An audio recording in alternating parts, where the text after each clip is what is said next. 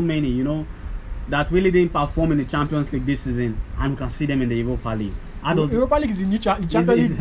In the Champions League. Hey, it's your boy Big Ziki, and welcome back to my channel. Today is everything football. You know how we do it now. We talk about football, and we have a lovely guest in our midst. It's Jolly. Welcome back, bro. Thank you, bro. Yeah, you've been a regular here, and it's very good to have you back. We have seen all what entails in the world of football, so we'll just dive straight into it. We don't no time to waste time. You know how we do it now. Now I want to talk about the Champions League. You look at Barcelona team. Yeah. They had a very crucial game against Inter Milan. It was a must-win game for them, and they failed. They even needed the services of Lewandowski to help them to pick up a draw. Do you think that there is any way for Barca to qualify from that group now? The chances are obviously very slim. But if they can win Bayern and win, and they just have to pray and hope that the drop point, yeah, take some points off Inter. Because even if they get their 2 victories and Inter win plays in, it doesn't even make any point. It's just like beating a dead horse. I say, bro. That's the thing. So Inter are the favourites to join back Bayern in the round of 16, but they play before Barca. So if they win their match against Pleasant, they get their job done and dusted. So I know that Inter Milan, the squad, everybody will just focus on that Pleasant. We are at home. Let's go get our victory. And when they beat Pleasant, they don't really care about their result against Bayern Munich, and they're into the round of 16. Yeah. And now their Classico is coming. How does their chances of going to the Europa League? It's very high now. How does it affect Barca in their Classico this Sunday? They'll see players that normal Barca football, that normal Xavi ball against Madrid, and I feel they'll get the result of Madrid because right now Benzema has not been really he has not really been delivering. Yeah, we know that. Let's wait and see, but Madrid team are really solid. But I think Barca to at least get the results from the Classico. Yeah. And is in Barca's home, right? Yeah. Is in Camp Nou, so they have the advantage there. But we know that confidence might be low because there's their chances of they have lost their chance of qualifying for the Champions League knockout. Yeah. And most of the players there, they want to play the Champions League. Guys like Lewandowski wants to win the Champions League again, and going to the Europa League, how does this affect their psychology heading into this kind of a big match? Yeah, I don't think so. I'm not sure it will affect them much like that, but I don't think that I think as a player, being professional, you have to focus on your next game and put your all in your next game. So I don't think it should affect them mentally in any way. But do you think they tried their best against it? They're just not lucky. Do you think that this match is a title decider? Do you feel that if Barca can get a win, or if Madrid can get a win, this will set tone for the rest of the season? I'm not sure it's a title decider because you still have a long season ahead. This is just game week. I think game week 10 or game week 11. They still a long season ahead, so they still have enough time to play other teams and decide the league with other games they have to play. But this is just like it's a crucial moment because they're both on the same points, and anybody that wins will get the advantage. So anything can happen in the match. It's a world of football. And we know we all heard Jordan Klopp interview yesterday. He said not many teams can get the players they want. Not many teams can buy the best players. And he said Manchester City have the best team and they bought one of the best player in the market right now in Erling Haaland. Yeah, they did. What do you make of his statement? Because if you could recall, Liverpool also signed Nunes. Liverpool also signed some guys into their team. And Nunes too was a statement signing from Liverpool, a team that just reached the Champions League final, chased the league title to the last day. They almost won the league. They were this close to winning the league. They were also close in the Champions League, got 2 titles, and him coming out and saying that Man City are the best team in the world. What do you make of that? Yeah, what I feel meant by all clubs can buy the players they want. Probably when Liverpool wanted Heliana, but they could not afford him. That's what I think from the statements he made. What I could take from it, because Liverpool they don't have the financial buoyancy to pay his salary. Because I checked the amount Heliana receives every week. I saw I received more than almost $1 million per week. Liverpool can never afford that. And when you see Liverpool can't afford that.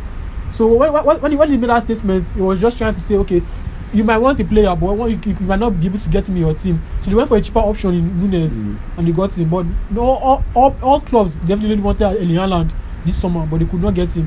It's big spenders that got him. Yeah, and he said Phil Foden must have renewed deals for Phil Foden. Yeah, they did. One of the biggest talents right now as a youngster. So it's wonderful, keeping all these guys, keeping all these local talents in check.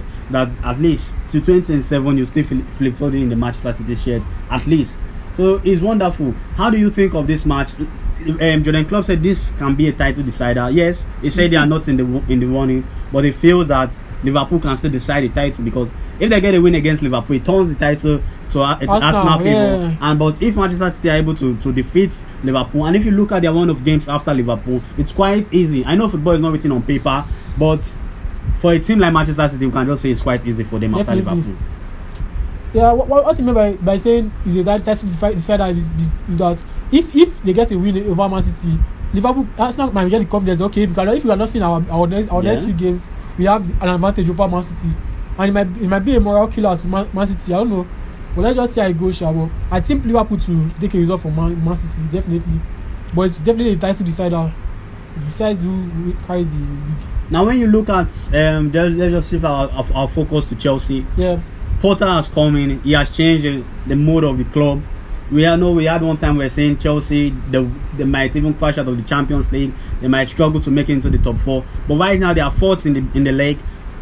Their first position in the Champions League group with a game in hand. Yeah. So when you look at all these things happening, do you think that they made the right choice with Potter?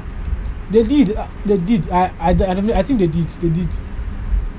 Bully made the right choice by firing Tuchel and getting Potter. Yeah, because he really changed the atmosphere. Yeah, because I saw them their match against Wolves, even without Aubameyang, even without some players starting that match, they still got the job done. I'm interested to see how I can call up Chelsea beats him. I mean, it's just they start like 50% of the squad was second team. Yeah, second. Gallagher, Pulisic. I think that and they got the job done. Yeah, that's with ease. With ease. I know you can say it's a Wolves side that are not really in the thick of it, but for Chelsea to just dismantle them with a second team is wonderful. You know, it's wonderful to see. Yeah, good. It's wonderful. And now we have many things that happen in the Champions League. I know that we have touched the Champions League, but you can see the big shark, like Jose Mourinho said. He said the face shark of the Champions League will drop into the Europa League this season. What do you make of that? You can see guys like Ajax. I think Ajax, Barca, Atletico Madrid. There are so many, you know, that really didn't perform in the Champions League this season, and we can see them in the Europa League. Europa League is the new Champions League. In the Champions League, because you can see we already have Manchester United, Arsenal, and you get all these guys. Even Juventus, we can still see all these guys in the Europa League. Man, playing Thursday night football. It's quite funny, you know. It's quite funny, but watching Cristiano Ronaldo, Lewandowski in the Europa League, just imagine, it will blow your mind, because a year ago nobody would believe this. Nobody. Sevilla are back. Europa League will be.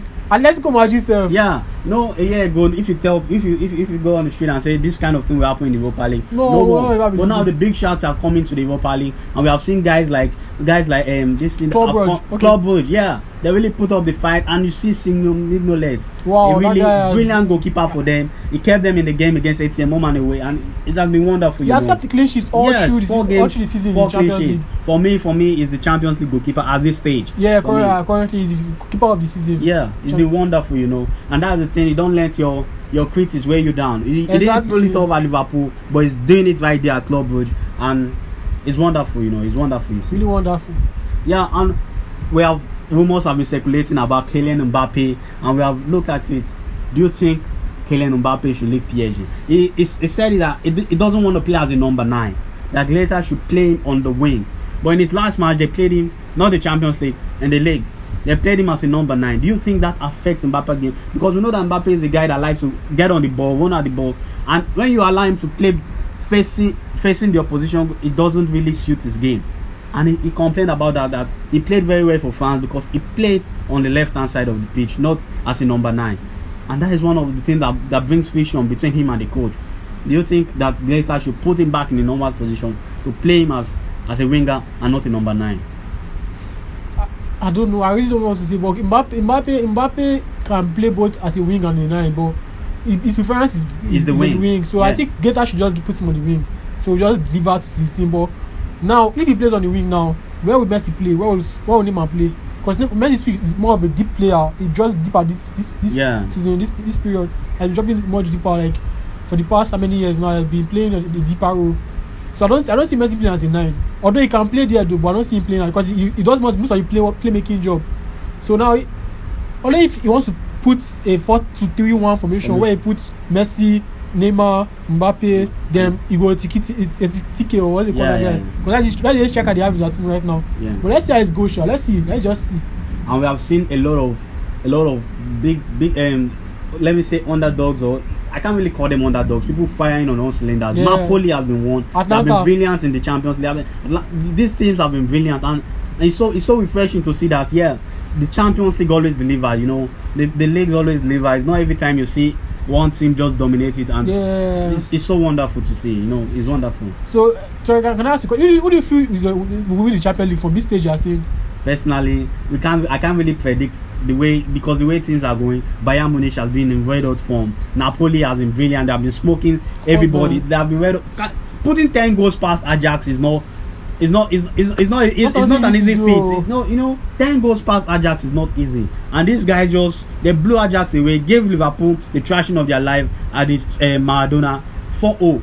That could have been more, because for me, I felt Napoli missed a lot of chances. We have reached like 8. And when you watch all these things, you know that Napoli, they are really, really Rapsodori, Vasic, those guys. I call him by his first name, because the guy is crazy. And when you watch it, 7 goals, 7 assists in his first 10 games or 8 games, I guess, he has been brilliant. And all this, the Champions League delivers. That is all I can say. The Champions League deliver this season. But the thing is that the group stages and the knockout stages are quite different. Exactly. So I have to wait till the knockout stage to really see. But for now, Bayern Munich, Napoli, they have been brilliant for me. They have been brilliant. Alright, I feel you, bro. Yeah.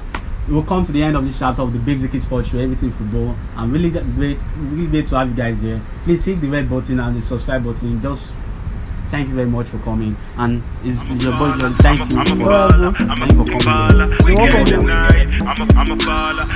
baller.